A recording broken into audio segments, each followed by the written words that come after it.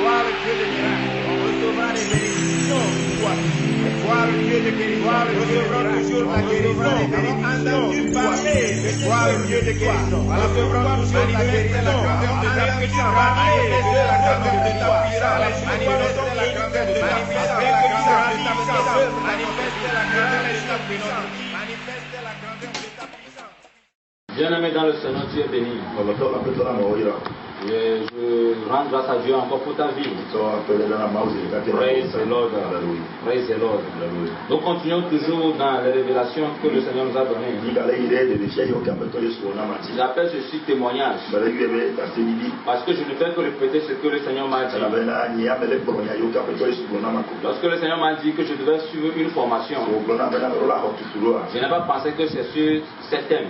Moi aussi, comme toi, moi aussi j'étais étonné lorsque le Seigneur a commencé par toucher certains thèmes avec moi. Praise the Lord. Dans l'enregistrement précédent, nous avons entendu parler de la dot. Et qu'est-ce que Jésus-Christ a dit concernant la dot? Jésus-Christ nous a fait savoir qu'il est le premier à payer la dot pour son église. Parce qu'il a aimé son église. Et que tout homme doit suivre son exemple. Tout homme aimant sa femme. La femme que Dieu t'a amenée. Celle qui est ta côte. Si tu l'aimes, tu dois payer la dot. Comme Jésus-Christ a payé la dot pour son église. Et nous avons compris par là que la dot signifie donner valeur à la femme que tu aimes. Alors la femme doit savoir, que la jeune fille doit savoir, si on n'a pas payé sa dot, c'est parce qu'elle n'a pas de valeur devant son mari. Parce que si elle a vraiment de valeur, le mari doit payer sa dot. L'église a de la valeur devant Jésus. C'est pourquoi Jésus a payé sa dot. Alors jeune fille, si on n'a pas payé ta dot, mais tu es chez l'homme là, parce que tu vis dans le péché, vous deux vivez dans le péché, et Dieu est contre cela. Jésus est contre cela. Le Seigneur a ministré avec moi, et j'ai donné une illustration. J'ai parlé de l'or. Si tu as compris la valeur qui est cachée dans cette illustration, tu vas prendre soin de toi-même. Tu vas prendre soin de toi-même. Tu vas considérer ton propre corps comme une richesse personnelle. J'ai dit, si l'on versait l'or par terre, l'or est par terre comme ça, et nous allons voir que tout le monde va venir pour prendre de l'or. Chacun viendra pour prendre. Ceux qui ne méritent pas l'or là viendront pour prendre. Mais du moment où l'or là est enfouillé, avant de trouver l'or, il faut souffrir. Il faut souffrir. Il faut creuser. Il faut faire des dépenses pour acheter des matériaux. Il faut payer ceux qui vont travailler. Tu dois avoir des ouvriers. Tu vas creuser des tunnels jusqu'à ce que tu vas sortir sur l'or. Et lorsque tu vas avoir l'or là maintenant, tu vas prendre soin de ça. Praise the Lord. C'est comme ça la femme. C'est comme ça Dieu a établi la femme. La femme représente une richesse. C'est pourquoi Proverbe 18, le verset 22 a dit, celui qui trouve une femme a trouvé le bonheur. Praise the Lord. Et c'est une grâce qu'il obtient de la part de l'Éternel. Parce que la femme c'est une richesse. C'est une richesse. Et Proverbe 31, le verset 10 nous a dit, qui peut trouver une femme vertueuse? Elle a plus de valeur qu'une femme. Ça veut dire que quoi? La femme a de la valeur. Qui peut trouver une femme? Ça veut dire qu'avant de trouver une femme, il faut chercher, fouiller. Avant de trouver ta faute, il faut que tu cherches. Qui peut trouver une femme? Ça veut dire que la femme, en réalité, avant de la trouver, tu dois chercher. Comme les gens qui creusent pour trouver de l'or. Les gens qui font des recherches pour trouver de l'or. Tu dois chercher. Tu dois faire des dépenses avant de gagner cette femme qui est ta richesse. La Bible dit qu'elle a plus de valeur que des perles. Ça veut dire que lorsque tu vas la trouver maintenant, après avoir fait toutes ces recherches, après avoir fait ces dépenses, après avoir payé la dot, tout ça, tu verras qu'elle a plus de valeur. Tu verras qu'elle a plus de valeur que des perles. Elle a même plus de valeur que l'or. Sa valeur dépasse l'or. Alors ma soeur, si tu t'exposes, si tu te donnes facilement aux hommes, sache que dans peu de temps, tu n'auras même plus de valeur. Tu es en train de te dégrader. Tu seras fané. Et tous les hommes vont commencer par pousser les genoux. En réalité, une femme, on ne doit jamais pousser les genoux. On ne doit jamais pousser les genoux. Parce que quoi? Elle est richesse. Elle a le bonheur en elle. Elle est très très précieuse. Avant de la gagner, il faut souffrir. Il faut souffrir. Il faut la chercher avant de la gagner. Ce n'est pas quelque chose qui est facile. Praise the Lord. Praise the Lord. Alors jeune fille, prends soin de toi. Donne de la valeur, toi-même donne-toi de la valeur.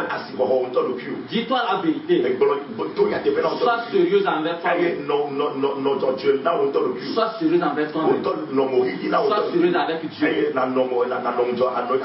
Sois sérieuse avec la parole de Dieu. Si Rebecca n'a pas été sérieuse, elle n'allait pas pouvoir trouver Isaac comme mari. Si Esther n'a pas été sérieuse, Dieu n'allait pas la choisir comme la reine, comme la femme du roi. C'est pas possible. Dieu a ses regards sur toutes les filles qui sont vierges, sur toutes les filles qui sont sérieuses envers elles, celles qui se donnent la valeur, celles qui donnent la valeur à la créature qu'elles sont. Regarde très bien et revois ton habillement. Revois ton habillement. Si ton habillement va amener les hommes à te déranger, comme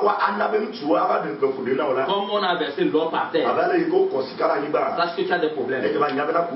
C'est très important. Revois ton habillement. Même sur ton corps, les parties essentielles qui appartiennent à l'homme de ta vie. Il y a quelque chose que nous ne comprenons pas. On dit l'homme de ta vie. L'homme avec qui tu vas vivre éternellement. Maintenant, avant de rencontrer cet homme, celui que tu vas appeler l'homme de ta destinée, te voilà, tu as passé toute ta vie à tomber dans les lits des autres hommes avant de venir choisir un malheureux pour le faire souffrir encore. Ma soeur, regarde ceci. Regarde ta vie. Revois ton habillement. C'est très très important. Donne-toi de la valeur. Lorsque tu te donneras de la valeur, avant ton homme ne s'approche de toi, il va réfléchir. Réfléchir encore. Réfléchir encore avant de s'approcher de toi. C'est très important. Et toi, homme, si tu n'as pas payé la dot de ta femme, sache une chose. Jésus t'appelle voleur, tricheur, menteur. Jésus te traite de fornicateur. Endetté. Endetté. Moi, c'est là-bas qui me touche plus. Lorsque Jésus a dit ça, j'étais étonné. Comment endetté? Et lorsqu'il m'a expliqué, j'ai compris. Il dit qu'on paye. Maintenant que tu n'as pas payé, c'est parce que tu es endetté. Et lorsque tu es endetté, si tu n'as pas payé jusqu'au jour de ta mort, tu vas transporter tout en allant au ciel. En cours de route, les gens vont te détourner. Les gens vont te chasser. Ils te diront que tu as les choses du monde en toi. Tu as transporté quelque chose qui ne t'appartient pas. Et tu ne peux pas aller au ciel avec. Rapidement, tu seras en enfer. Parce que la Bible a bien dit dans 1 Timothée 6, le verset 7, que nous n'avons rien emporté dans le monde. Et certainement, nous n'allons rien emporter au ciel. Nous n'allons rien prendre du monde pour amener au ciel. C'est vrai, tu es né nu. Tu n'as rien amené. Tu vas repartir. Tu ne vas rien emporter. Et mais si tu meurs et la dette te suit, tu ne pourras pas aller au ciel.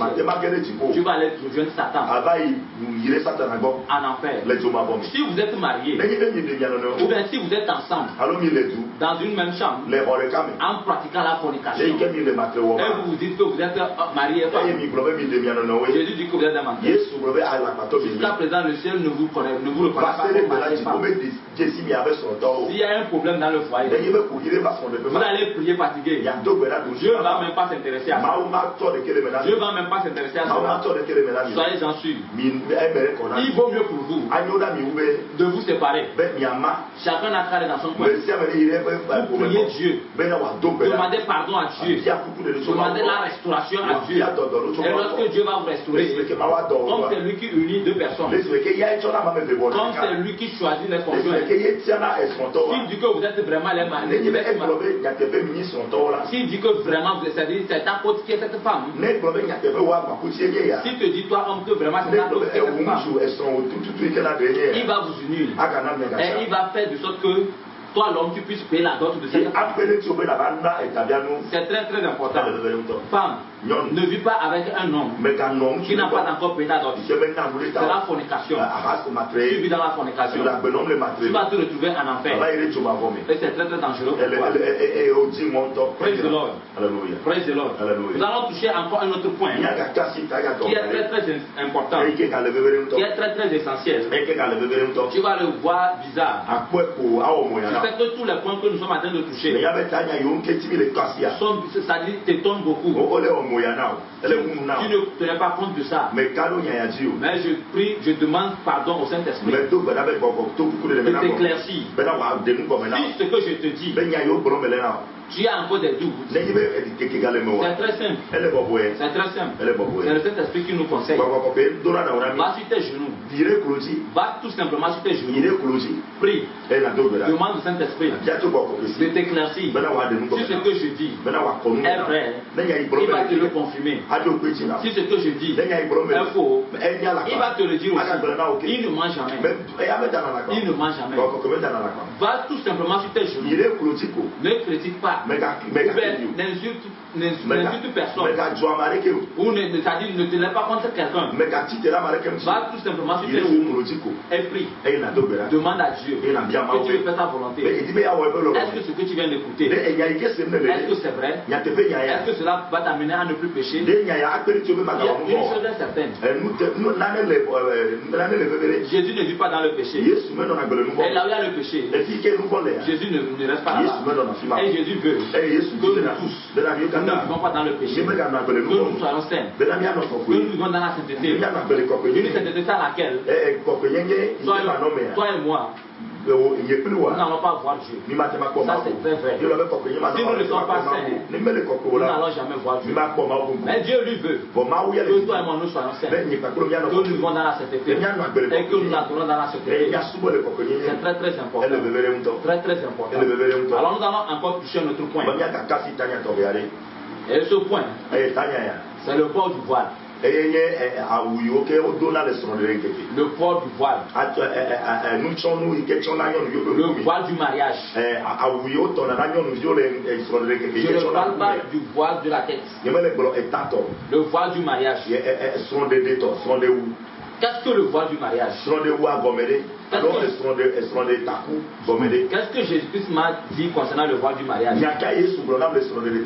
C'est ce que nous allons comprendre. Et dans la parole de Dieu, est-ce que quelqu'un une fois voilé sa face dans le mariage, ou bien pour rencontrer son mari? Est-ce que quelqu'un une fois a voilé sa face? Oui, Rebecca l'a fait. Rebecca, la femme d'Isaac, elle l'a fait. Praise the Lord. Alléluia. Le verset 63 à 67 nous dit ceci. Un soir qu'Isaac sortit pour méditer dans les champs, il leva les yeux et regarda, et voici des chameaux arrivèrent. Rebecca leva aussi les yeux, vit Isaac et descendit de son chameau. Elle dit au serviteur: qui est cet homme qui vient dans les champs à notre rencontre? Et le serviteur répondit: c'est mon Seigneur. Alors elle prit son voile et se couvrit. Praise the Lord. Le serviteur raconta à Isaac toutes les choses qu'il avait faites. Et Isaac conduisit Rebecca dans la tente de Sarah, sa mère. Et il prit Rebecca, qui devient sa femme. Et il l'aima. Ainsi fut consolé Isaac après avoir perdu sa mère. Alléluia. Amen. Moi, c'est pas les bandes et tabla de voir aimé. Puis bla à devoir et toyer bla devoir adresse. Bedeka Isaac y beme les fiens be wando beda et si au formo de là et pour so bona da que si Rebecca foko dila et pour Isaac da tete wodi le poso laji eye wo bia dolala bena unchuka eye sikem le beme zom bona miape miapege dolala do mune bena nye apetoe tete wocho mochonu cho nkume esi amebela dolala kle nusio kata wo wola fia Isaac eye Isaac plei de dada Sarah pe agbadome eye wode Rebecca wozu soa eye wolone nto ale Isaac pe akofa le dada pe ku nti. Praise the Lord. Alléluia. Ici, dans Genèse 24, les mots, c'est pas les bandes le verset 63 à 76, nous parle de Rebecca. La même Rebecca dont on nous avait dit qu'elle était vierge. Elle était vierge. Et le serviteur d'Abraham est parti la chercher pour femme, pour Isaac. Praise the Lord. Alléluia. C'est d'elle que la Bible nous parle. Le Seigneur m'a demandé: sais-tu pourquoi Rebecca s'est couverte? Sais-tu pourquoi Rebecca a porté le voile? J'ai dit non, Seigneur. Et le Seigneur m'a dit: Rebecca a couvert le voile parce qu'elle était vierge. Parce qu'elle était vierge. C'est pour cela qu'elle a couvert, elle a porté le voile. Mais aujourd'hui dans nos églises, nous portons le voile le jour de mariage. Dans les églises de Dieu, nous portons les voiles le jour du mariage, sans comprendre pourquoi, sans comprendre la raison pour laquelle nous le comprenons. L'explication qu'on nous donne souvent, on nous dit que lorsque le garçon et la fille qui doivent se marier ne se sont pas connus, donc la fille va porter le voile. Lorsqu'on découvre que les deux se sont connus, lorsqu'on découvre que les deux se sont connus, la fille va pas porter le voile. Combien de fois on a surpris les gens depuis que l'explication là est donnée dans les églises? Depuis qu'on a commencé par célébrer les mariages, les jeunes vivent dans la fornication. Les jeunes, avant de se marier, ils se connaissent correctement. Ils vivent dans la fornication. Le pasteur, lui, ne sait pas. Les diacres ne le savent pas. Et le jour du mariage, on les fait porter le voile. Pour dire que les deux ne sont pas connus. Jésus dit qu'il n'est pas dedans. Il n'est pas dans ses mariages. Il ne trouve pas sa place dedans. Il dit qu'il n'est même pas dedans. Regardez ceci. C'est vrai. Lorsque nous voulons nous marier, la jeune fille et le jeune garçon ne doivent pas se connaître. C'est vrai. Rebecca et Isaac ne se sont pas connus. C'est vrai. Mais à part Isaac, aucun autre homme n'a pas connu Rebecca. Aucun autre homme n'a pas connu Rebecca. Pour prouver à Isaac que personne ne l'a connu, elle a porté le voile. Et Jésus m'a dit, le voile signifie la virginité. Le voile, c'est la virginité. Ce n'est pas parce que le jeune homme et la jeune fille ne se sont pas connus. C'est à cause de ça on porte le voile. C'est pas ça. Le voile que Rebecca a porté, le voile que Rebecca a pris pour se couvrir, parlait de sa virginité. Aujourd'hui, nous portons le voile. Pourquoi?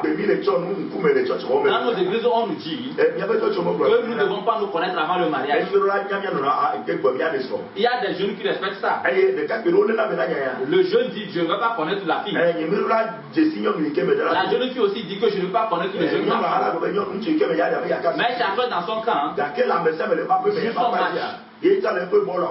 Le jeune garçon connaît les autres filles. La jeune fille continue pas à coucher avec les hommes. Et les deux entre les deux, ils vont se dire qu'ils sont des saints, qui ne vont pas se connaître. Personne d'entre eux, ils ne vont pas se connaître avant le mariage. Et le jour du mariage, après avoir joué le match, chacun a joué de son côté. On vient, on porte le voile. Et on crie. On crie. On dit que c'est devant Dieu et devant les hommes. Dieu dit qu'il n'est pas dedans. Il n'est pas dans la fête. Nous sommes en train de lui mentir. Il nous traite des hypocrites, des menteurs. Praise the Lord. Dieu dit qu'il n'est pas dedans. Il n'est pas dans ce mariage. Le voile. Jésus m'a dit que le voile est égal à la virginité. Si tu veux porter le voile, le jour de ton mariage, sois vierge. C'est pas entre toi et le jeune garçon vous n'avez pas connu. Mais si toi et le jeune garçon vous n'êtes pas connus, une seule fois que toi la demoiselle tu n'es pas vierge, tu ne dois pas porter le voile. C'est ce que nous sommes en train de faire. Et la colère de Dieu s'abat sur les gens. Mais Jésus-Christ m'a dit quelque chose de sérieux. Il m'a dit que tous ceux qui ont fait ça sont rentrés sous la malédiction de Dieu. Tous ceux qui ont fait ça sont entrés sous la malédiction de Dieu. Tous ceux qui ont porté le voile, n'étant pas vierges, et ils sont venus devant l'autel de Dieu pour dire qu'ils sont en train de célébrer le mariage, pour tromper les gens qu'ils sont vierges, pour tromper Dieu qu'ils sont vierges. Pourtant ils n'étaient pas, ils sont rentrés sous la malédiction de Dieu. Homme de Dieu, regardez combien de fois vous avez conduit les gens sous la malédiction de Dieu. Le mariage n'est pas une simple cérémonie que nous faisons. Ce que Dieu a établi, c'est pas quelque chose avec lequel nous devons s'amuser. Regardez le mariage au-delà de ce comment vous le Le mariage est plus que ce que nous pensons. C'est une cérémonie très très sacrée. En réalité, lorsqu'on dit il y a le mariage quelque part, tout le ciel descend. tout le ciel descend. Mais si vous prenez le mariage comme une simple cérémonie, que les gens portent le voile chaque fois lors du mariage, les hommes portent les vestes et les femmes portent le voile, et tout le monde veut faire ça. Tout le monde veut s'aligner sans comprendre ce que c'est que le port du voile. Nous faisons du mal. Tu vas te faire du mal. Tu vas vouloir, tu vas te dire que tu es en train de faire quelque chose pour plaire à Dieu. Mais en réalité, tu es en train de te mettre en danger. Tu te mets en danger. Et c'est très très grave. C'est très simple. Tu es déjà déviergé. Même avec celui avec qui tu te maries, vous êtes connus. Ne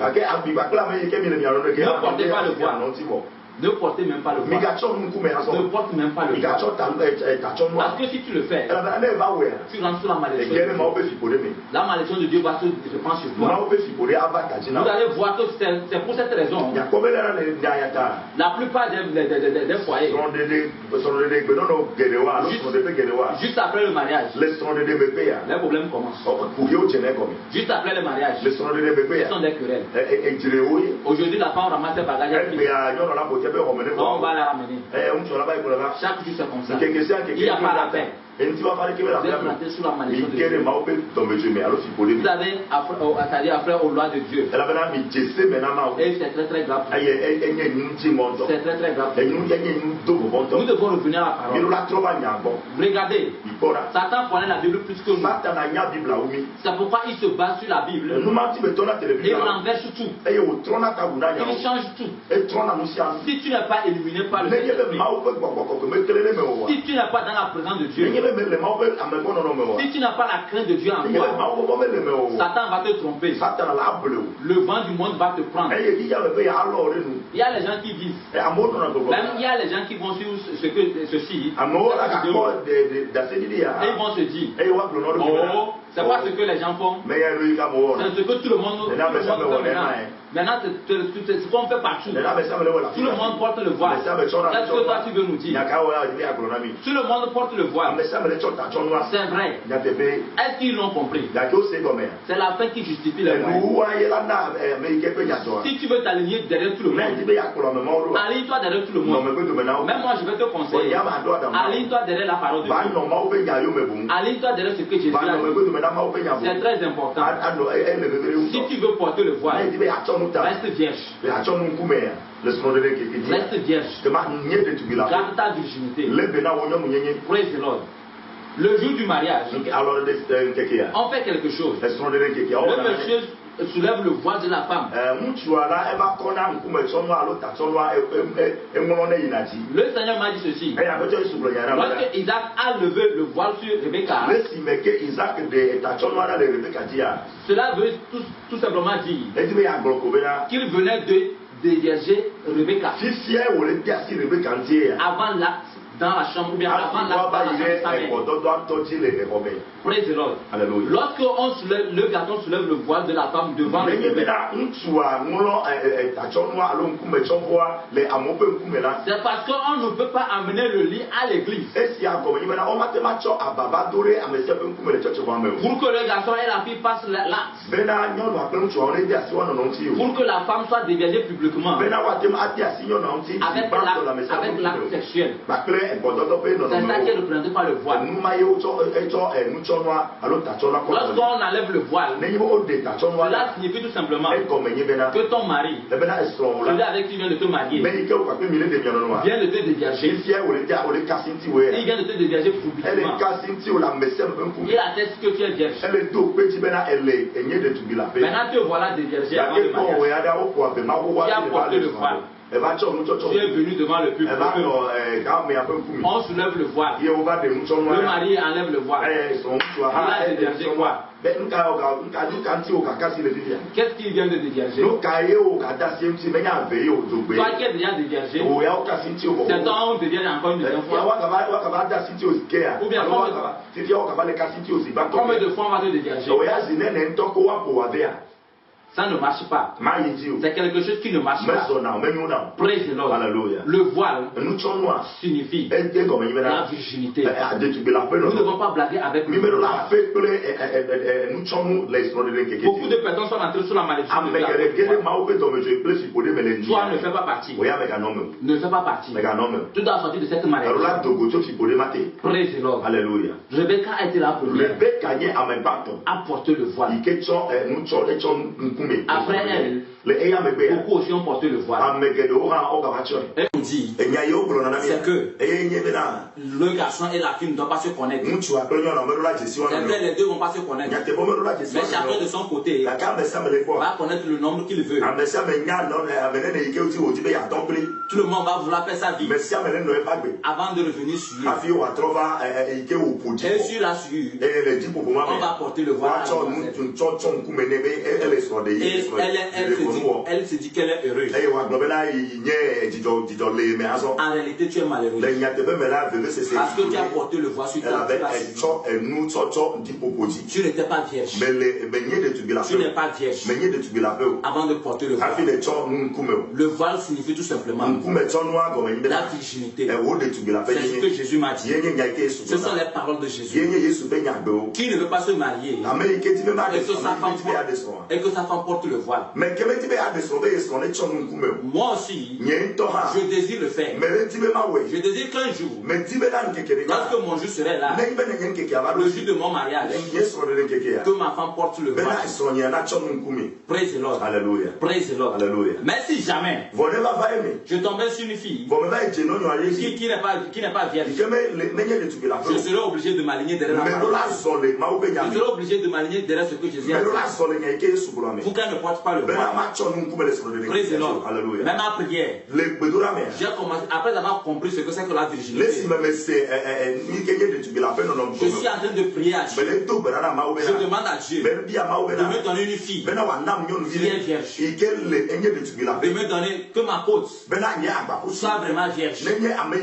C'est ce que je demande à Dieu. C'est ce que je demande à Dieu. Toi aussi, jeune fille, demande à Dieu de te donner un homme qui craint Dieu. Et toi aussi, jeune homme, demande à Dieu de te donner une femme qui craint Dieu. Une femme qui est vierge. Prie toujours. Dieu est fidèle. Il va te le donner. Il va verser sur ta côte. Jusqu'au jour où tu vas la croiser. Praise the Lord. Mais le Seigneur m'a dit quelque chose. J'ai demandé au Seigneur. Je l'ai demandé de savoir. Si cela est ainsi, tous ceux qui ont déjà célébré le mal dans l'ignorance, beaucoup l'ont fait dans l'ignorance. Beaucoup l'ont fait parce que les pasteurs ont dit. S'il vous plaît, les pasteurs, enseignez maintenant la sainteté. Enseignez la sainteté dans vos églises. Parce que sans la sainteté, nul ne verra Dieu. Enseignez la sainteté. J'ai posé la question au Seigneur. Si cela est arrivé dans l'ignorance, là, comment faire pour mériter le pardon, pour sortir de la colère de Dieu, pour sortir de la malédiction de Dieu?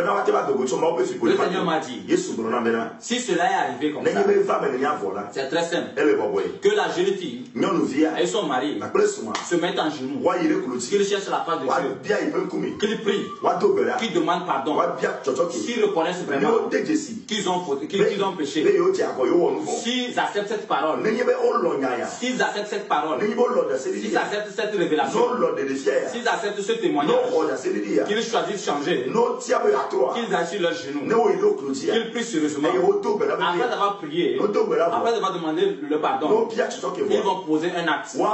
Qu'est-ce qu'ils vont faire? Ils vont retourner dans l'église où ils sont mariés, auprès de leur pasteur et devant les diacres. Ils vont les regrouper. Telle date, nous avons célébré notre mariage. Ici, nous avons porté le voile, mais nous n'étions pas vierges. Ma femme n'était pas vierge. Et moi, le garçon non plus. Je n'étais pas aussi vierge. Nous n'étions pas vierges. Mais nous sommes venus tromper Dieu. Que nous sommes vierges. Nous sommes venus pour déclarer ouvertement le péché, afin d'obtenir le pardon. Si le pasteur te dit, oh, ça ne fait rien, ne tiens pas compte de ça, ne tiens pas compte de cela. L'essentiel est que toi tu as posé l'axe. Tu as parlé. Tu as entendu le témoignage. Tu as accepté le témoignage. Tu as accepté la parole de Jésus. Et tu t'es aligné derrière. Et tu as parti déclarer le péché. Tu es parti dire la vérité que Dieu lui va tenir compte de ça. Mais le pasteur lui rendra compte. Celui qui t'a dit que ce n'est rien. Une chose est certaine. Il rendra compte. Ça c'est très clair. Toi choisis. Demander pardon à Dieu. Choisis de revenir à Dieu. Demande pardon à Dieu. Il est prêt. Il va te pardonner. Marie, si tu as déjà célébré le mariage avec ta femme et tu as entendu ces paroles, choisis de prendre ta femme pour retourner dans votre église. Choisis de prendre ta femme pour chercher la face de Dieu afin d'obtenir le pardon. Choisis de prendre ta femme pour aller à l'église devant les responsables de l'église, devant les diacres, devant le pasteur, l'homme de Dieu de l'église, pour déclarer le péché. En ce moment, le ciel est d'accord. Le ciel sait que vous avez reconnu. Dieu va vous pardonner et va vous restaurer. C'est la solution que Jésus m'a donnée. C'est la solution que le Seigneur m'a donnée. C'est pourquoi j'aime tellement le Seigneur. Parce qu'à chaque problème, il trouve deux solutions pour faire sortir ses enfants de là. À chaque ignorance, il donne une connaissance. Et il trouve deux solutions là-bas pour faire sortir ses enfants de là. Le port du voile.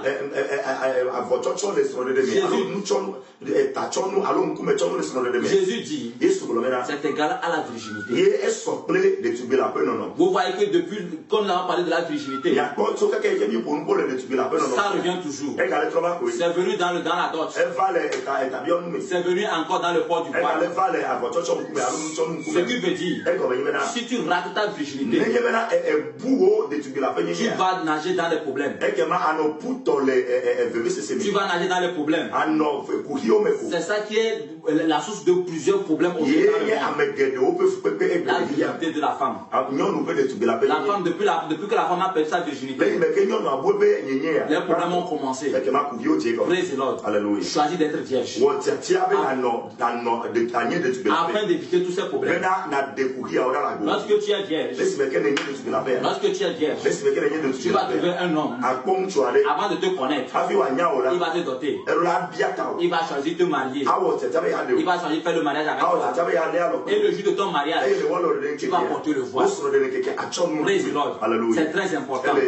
C'est très important. C'est ce que Jésus nous a dit. C'est ce que le Seigneur m'a dit. De partager avec toi. Partout tu es dans le monde. Dans n'importe quel pays tu es. Même en Asie. Même en Amérique. En Europe. En Afrique, partout tu es. Si tu as vu cette vidéo et tu as entendu ces paroles, n'endurcis pas ton cœur. Lève-toi rapidement. Fais le choix. Fais le choix de chercher la repentance. Si tu as déjà célébré le mariage et tu as porté le voile, n'étant pas vierge, cherche la repentance. Si ce n'est pas ça, si ce n'est pas ici, Jésus va t'appeler menteur. Il va t'appeler hypocrite. Et le jour de ta mort, tu ne verras pas sa face. Beaucoup de choses nous amènent en enfer. Ne négligeons rien dans la Bible. Satan ne néglige rien. Il ne néglige rien. Tout ce qui peut t'amener en enfer, il fait tout pour te l'amener en enfer. Il a renversé tout. Et Jésus m'a dit que la parole de Dieu, la Bible étant comme ça, au lieu de lire la Bible comme ça, nous avons renversé comme ça. Nous avons renversé la Bible. Et nous lisons la Bible dans ce sens.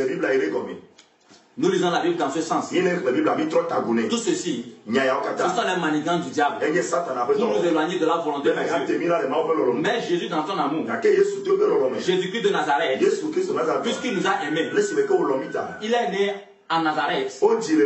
Et il est mort sur la croix. Afin de nous racheter. À cause de cet amour pour nous. À cause de cet amour pour nous. Puisqu'il est proche. Sa venue est proche. Il sera là bientôt. Il est en train de corriger son église. Tout ceci, tout ce que tu es en train d'entendre, en train de voir, c'est parce que Jésus-Christ a choisi corriger son église. Jésus-Christ a choisi corriger son église. Il y a plusieurs thèmes. Nous allons parler de beaucoup de thèmes. Tu vas comprendre beaucoup de choses. Tu comprendras beaucoup de choses pour le changement. La virginité, la source de nos problèmes. C'est depuis là. Choisis d'être vierge. Toi le garçon aussi. Choisis aussi d'être vierge. Vive une vie de sainteté. Éloigne-toi d'immoralité. Et lorsque toi la demoiselle, tu es vierge, tu vas réussir dans la vie. L'homme va te doter. Tu vas aider aussi l'homme à pouvoir respecter la parole de Dieu. Parce qu'en te dotant, lui aussi il a besoin de respecter la parole. Ça veut dire que toi, si tu l'as aidé à respecter la parole de Dieu, et le jour de ton mariage, tu vas porter le voile.